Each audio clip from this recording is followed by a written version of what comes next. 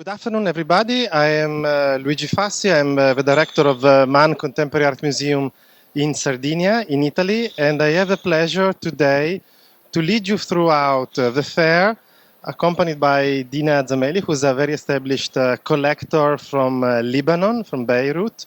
We are gonna focus intensively on the so-called Middle Eastern Hub, which is a special presentation of galleries coming from the Middle East, organized for the very first time this year at Artissima, which is quite interesting and unique opportunity to get an overview about contemporary art practices in that part of the world.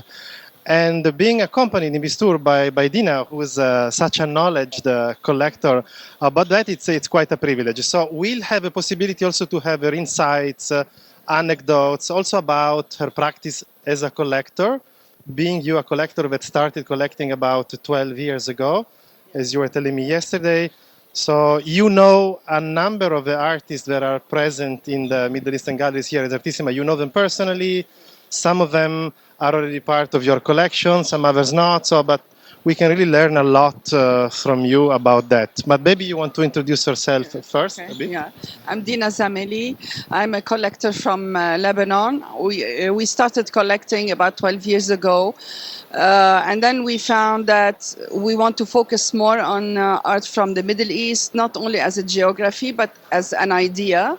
And then because we relate to the issues coming from the Middle East, and we're more focused on contemporary art, and this is why I get the chance sometimes to meet the artist. But I also wanted to we can start walking if you want. I also wanted to focus to draw the attention that in this formula of art, it's not only the collector and the artists that are important, it's also the curator and the curatorial choices. We're going to tour some booths to see some artwork, and we'll see a different type of curation in each booth. Some curators some galleries chose to show one monumental work, the others more works. Sometimes they're related to each other, sometimes they're not. And as we notice in the Middle East, since we have so many issues, most of the galleries are going to be about, the work in the galleries are going to show and show the reaction and the response of the contemporary artists to such issues using different media. So, Luigi, do you know any of these artists yourself, or? Yeah, but there's a few artists I know because it has to do with the fact that since 4 years I'm starting frequenting more and more the Middle Eastern art scene. I started with Dubai, which is where I know most of the artists and galleries from the Middle East. I have never been to Lebanon so far, so I think, as we were saying before, there's a lot to learn there in terms of like the way in which artists are responding to the politics going on in the Middle East. And I think it's really interesting what you say about this sort of necessity to keep track of both what collector does and also how curators engage with the artists in the Middle East. And I think also, you know, when we Western curators think about the Middle East, maybe we do not understand all the nuances going on. I think it's important to differentiate, between the different countries within the Middle Eastern scene and the Arab world. And I think maybe you can also tell us how artists based in Lebanon are working differently than artists from other Middle Eastern countries. So do you think there is any specificity right now which basically define the contemporary art practice produced by artists in Lebanon? Well, in Lebanon, it's one of the countries that you really have, although so many is happening now with the uprising, but you can see that you have freedom of speech. People are uprising in the streets and uprising in a very peaceful way.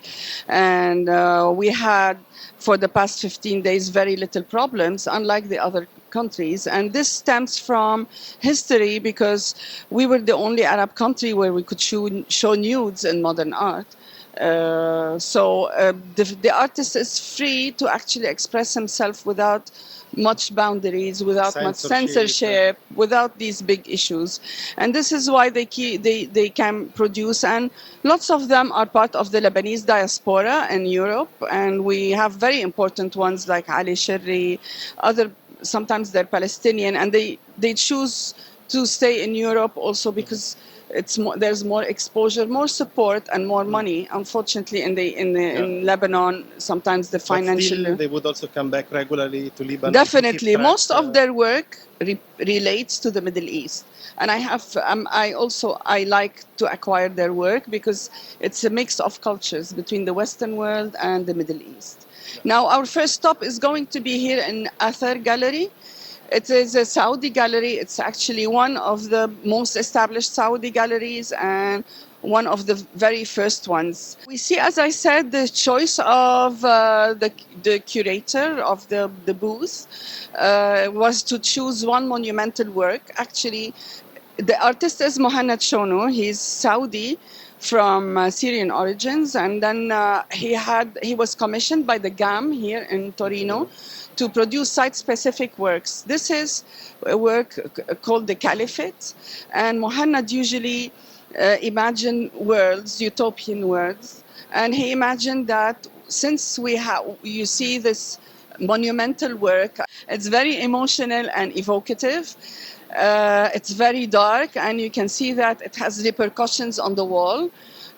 This work has been produced on site. The pipes were from Italy, and they were commissioned to be black because apparently in Italy you only have white pipes. And he had to order them, and he spent some time doing the installation at the GAM, which is outdoors, and this one is like another response of his indoors. Unfortunately, the artist left today, this morning, and he imagined that since there's always immigration from east to west, and also from west to east, unfortunately, people who joined ISIS, the Islamic State, to fight.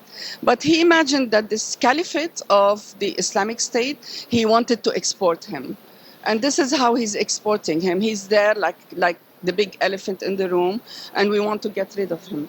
And this is how he imagined.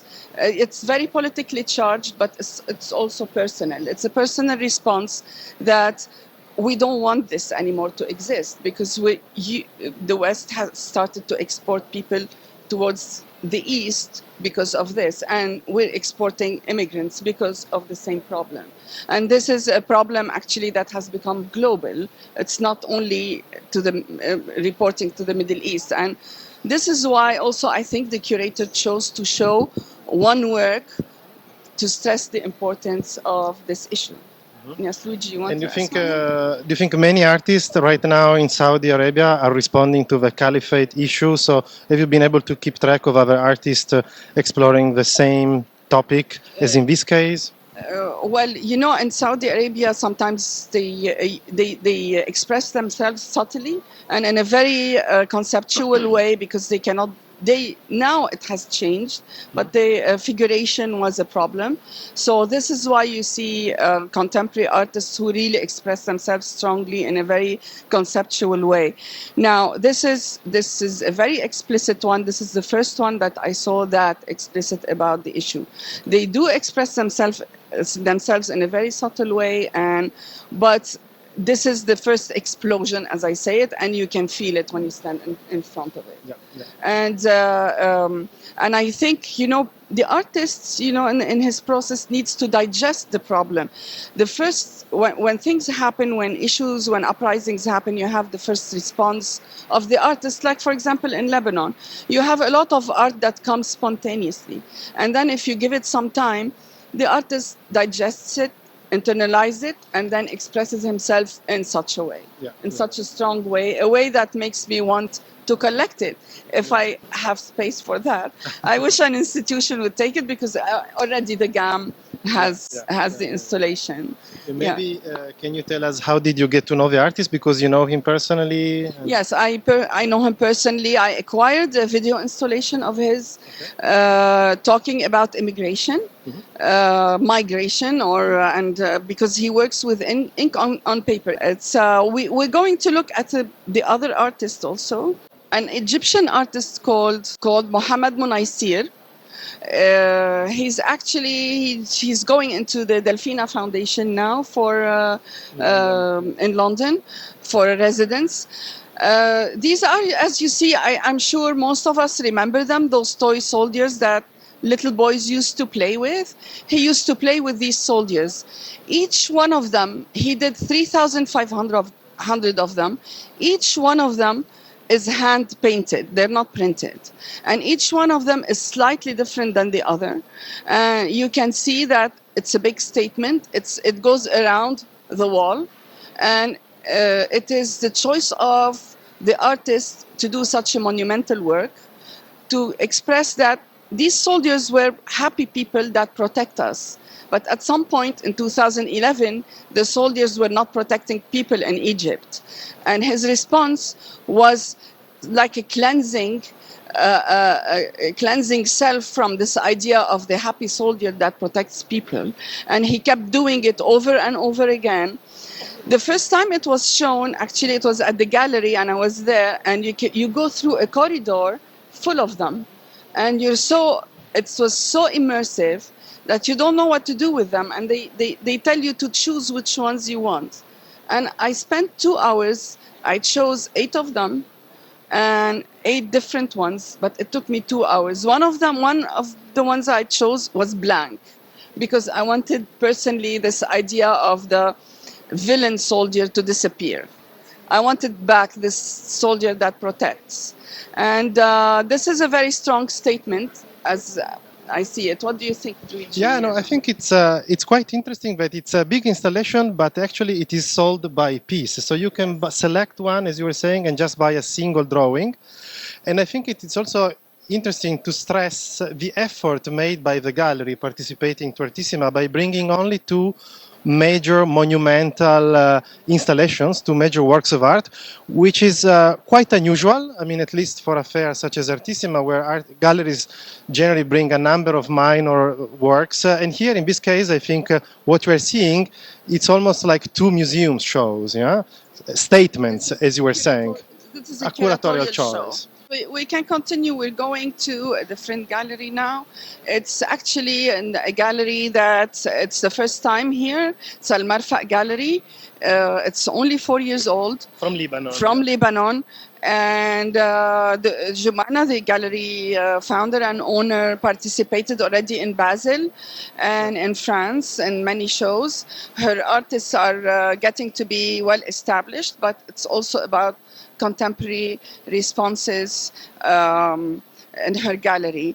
And such a young gallery to come here and also show one artist. Yeah. It's also a major curatorial choice, as I say. So it's brave, but it's bold, and you just can you have time to look and understand the work. Yeah. And what do you think? After all, it's a commercial art fair, and galleries want to sell. It's not a museum, but they make like important choices to sell. This is the gallery, the Marfa Gallery. This is a work by Kalina On. She's a young Lebanese artist. And her work, actually, if you see the 2 negative films, these are digital prints on like a negative. And she overuses the printer to express a visual statement. We have become visual people. We respond to visual cues all the time. And she was actually expressing how we have become exhausted of this process of visualization. And she also did an exhaustive process. She exhausted the printer, the paper. She takes 24 frames per second to produce these abstract paintings almost, their prints and their paintings. And Jumana's here, our gallerist, And maybe she would like to add a word about Kalinon, the artist. So this is a continuation of her project in Sharjah. And so it was like a live streaming of the sunset from her house above the hills in Beirut, that it was transmitted at 7 p.m.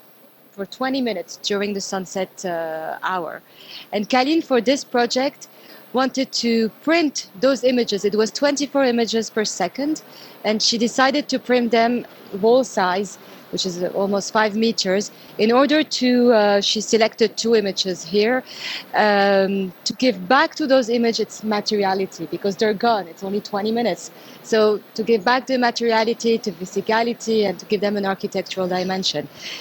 Kalin is showing in 2 weeks at the Deutsche Bank. She's the artist of the year also.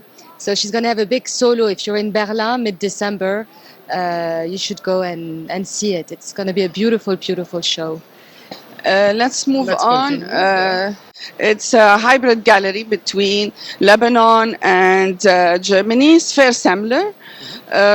She represents, in general, artists from the MENA, but also European artists. It's a very well-established gallery and really contemporary. And now we're going to see an artist who works with sound. We just saw an artist who worked, and she had a statement, a global statement to say about visualization.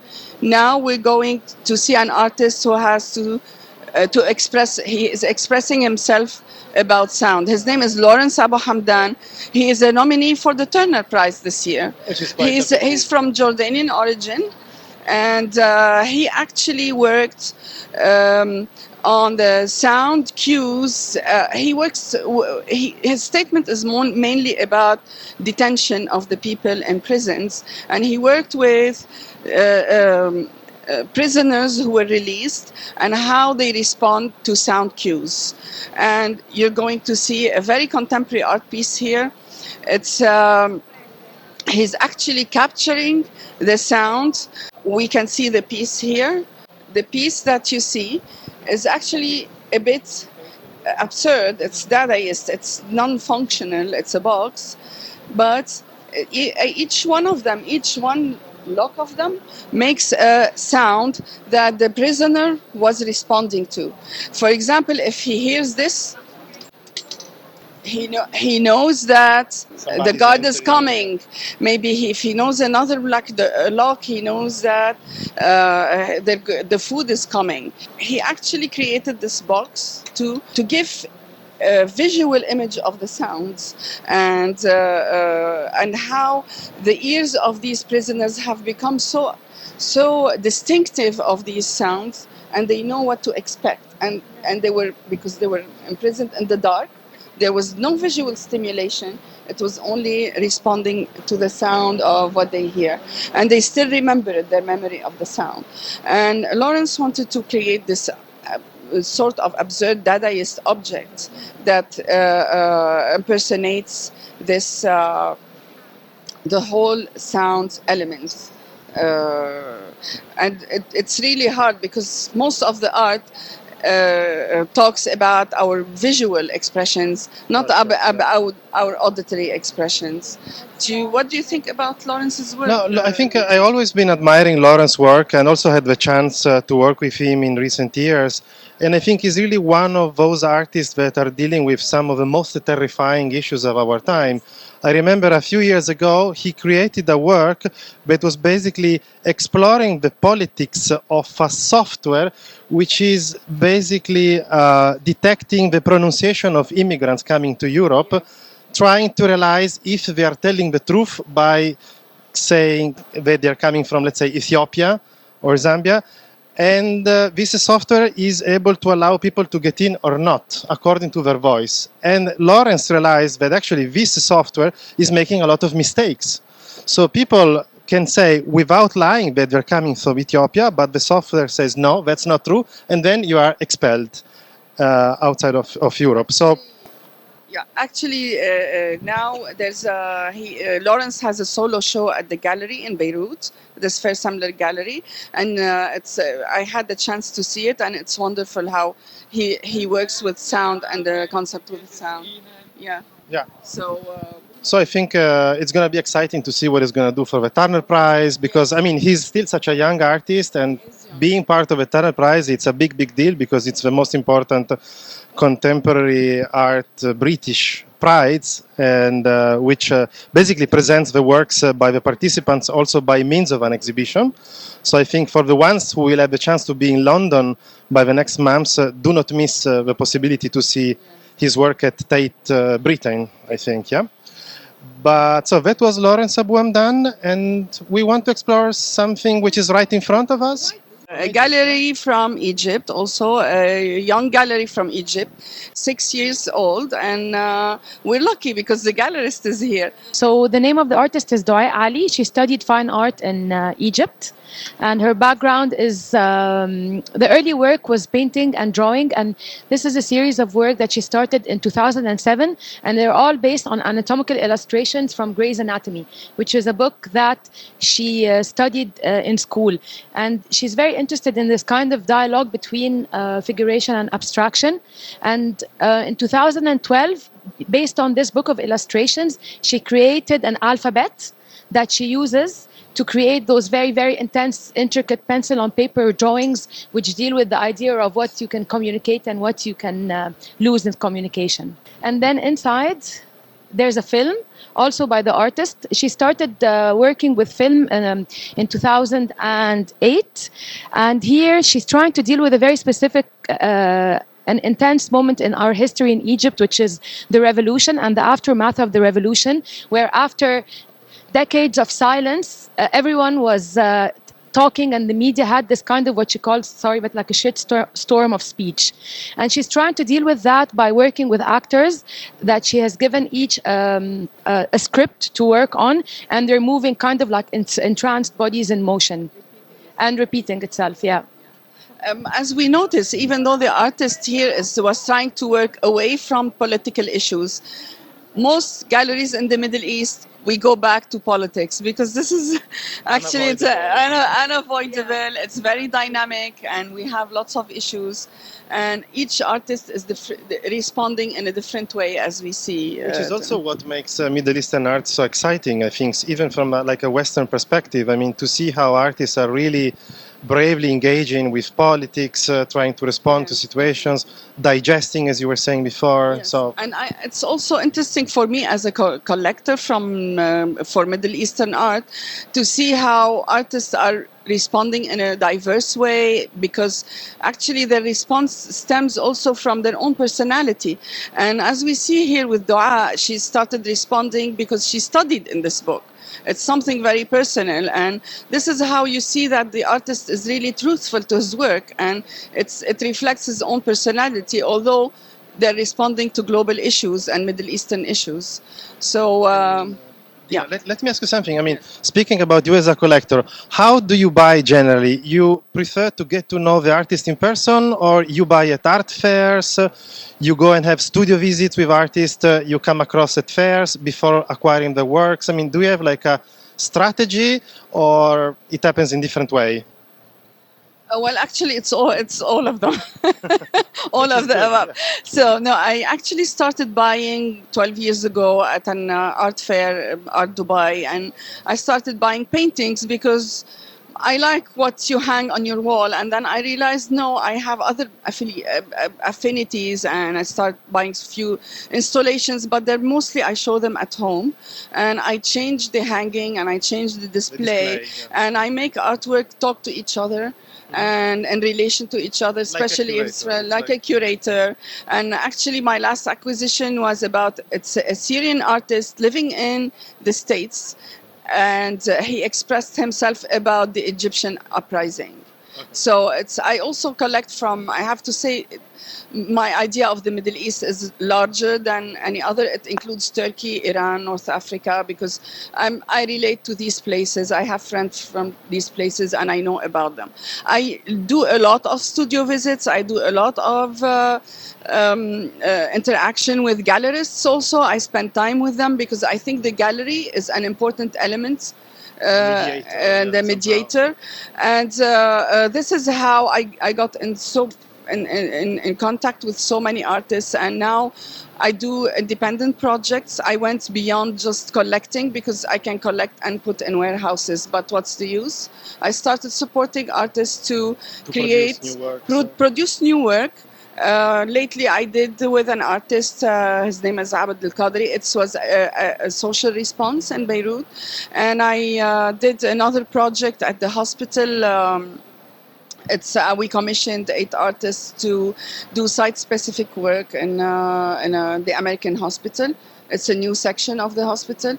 So it's a different way to display art and different way to interact with curators, actually. There's a curator also who was responsible for the project, and artists, and definitely you would do studio visits to understand the world of the artists and the artistic process. Yeah. Because they're totally different, and they're not all painting. They're expressing themselves in so many different ways. No, I think it's quite interesting because yesterday you were telling me how you do not have any art advisor, which is very frequent in the collector's world. You are a collector, you can allow yourself to buy works of art, maybe you do not have time enough to explore, and then you hire an advisor that suggests you what to buy, what you look at.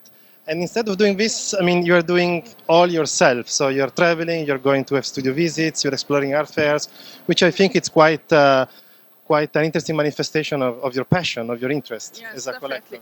Art advisors, they're good because they're well studied, well researched. I like to do this myself, and I like to be more personal about my acquisitions. I don't think about the financial revenue, or how am I going to put it on in an auction and make money out of it. I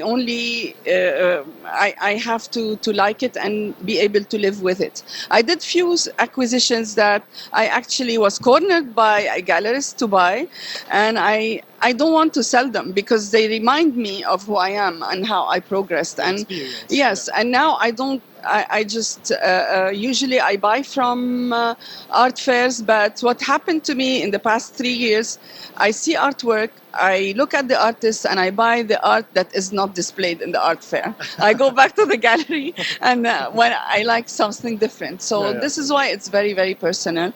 And the collection, we do it myself and my husband together, and we discuss sometimes what we like and how we would like it. We share the ideas, and it's very helpful. It's a very personal collection. Okay, let's move on to Grey Noise Gallery. It's a gallery based in Dubai. I'm sure you know about it since you were in Dubai. Yeah, it's actually a gallery that I think started in Pakistan, I remember at the very beginning. I even remember that they participated some years ago to Artissima when they were still based in Pakistan. So I think it's interesting to see them back. And it is definitely one of, in my opinion, most interesting galleries in Dubai. I mean, we can say that Dubai has been growing a lot as a galleries hub in the Middle East, because of the Art Dubai Art Fair, because of all the contemporary art foundation established by different collectors.